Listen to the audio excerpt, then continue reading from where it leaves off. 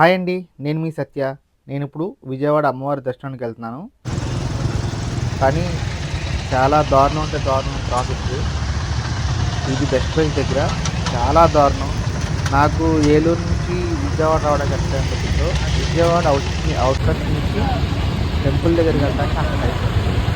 దగ్గర దగ్గర 2 అవర్స్ పైన పట్టింది నాకు. ఈ ట్రాఫిక్ వల్ల.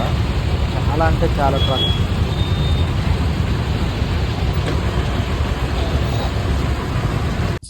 ఇది బెంచ్ సర్కిల్ దగ్గర. ఇప్పుడు అమ్మవారి గుడికి మనం బ్రిడ్జి మించి వెళ్తున్నాం అనమాట. బ్రిడ్జి మించి అమ్మవారి లైటింగ్ వైభవం చాలా అందంగా కనిపించింది.